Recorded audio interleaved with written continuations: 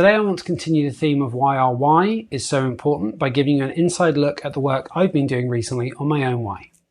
So as I've mentioned before, I suffered a lot of trauma growing up, from having 2 narcissistic parents to being hospitalized twice thanks to bullies at my school, and a heck of a lot in between those. For me, all these experiences were reinforcing the same thing, that I wasn't enough. Not smart enough, not clever enough, not attractive enough, not sporty enough, not worthy enough. The list could go on and on. The point is, I was made to feel like nothing I ever did was ever enough.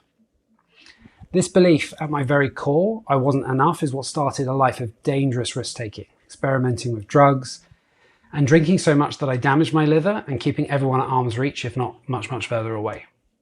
Now, fast forward 20 years and lots of therapy, being disowned by my entire family, and many other things leading to one hell of a roller coaster ride, I'm finally in an amazing place.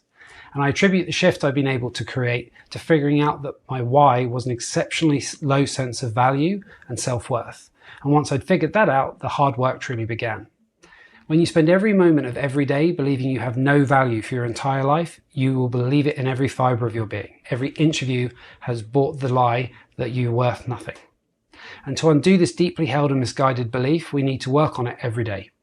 And slowly, with time and lots of repetition, we can retrain ourselves to never again struggle with a cripplingly low sense of self-worth.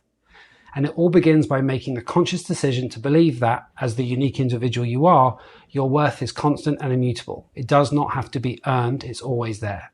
It has always been there. Now, that might sound overly simplistic, surely there's more to it than that, but there isn't. The hard part is replacing your deeply held belief that you have zero self-worth with the idea your worth is constant and immutable. And one approach that I found profoundly helpful was the use of a positive affirmation. A positive affirmation is a statement designed to challenge and eventually overcome negative thoughts and beliefs we hold about ourselves. And this was the original affirmation I used for the first year or so. I love myself and I am worthy of love, happiness and success. I have high self-worth. Simple, right? Well, coming up with an affirmation is relatively simple. The hard work is developing the habit of repeating it every day as often as possible, and the really hard bit is believing in the words you're writing and saying. That is the trickiest part. But here's the thing. You don't need to believe it on the first or second attempt.